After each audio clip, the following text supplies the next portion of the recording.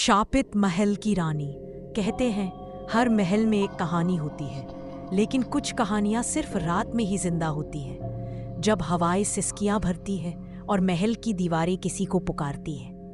बहुत समय पहले उत्तर भारत के गढ़वाल इलाके में एक खूबसूरत महल था, शिला महल। वहां रहती थी एक राजकुमारी तारिणी। वो सुंदर थी, नर्म दिल थी, लेकिन उसकी आंखों में एक गहरा रहस्य छिपा था। राजमहल के लोग कहते थे कि तारिणी जन्म से ही शापित थी।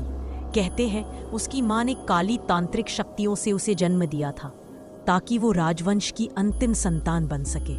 एक रात, पूर्णिमा की रात, तारिणी की अचानक मृत्यु हो गई। किसी को नहीं पता चला कैसे, लेकिन उस रात के बाद महल में अजीब चीजें होने लगीं। राजसी दर्पण में तारिणी की परछाई दिखने लगी। हर रात कोई छुपकर रोता था, और कभी कभी महल की सबसे ऊंची मीनार से किसी के हंसने की आवाज आती थी, बिल्कुल तारिणी जैसी।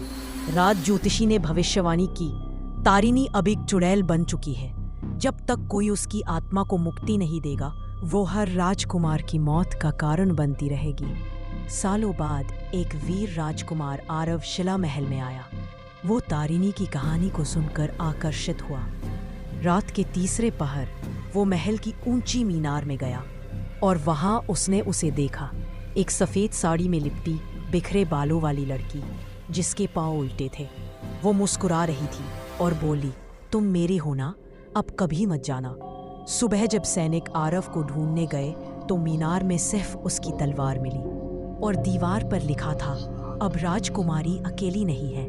कहते हैं आज भी हर पूर्णिमा की रात महल की मीनार में एक लड़का और लड़की की परछाई एक साथ घूमती है।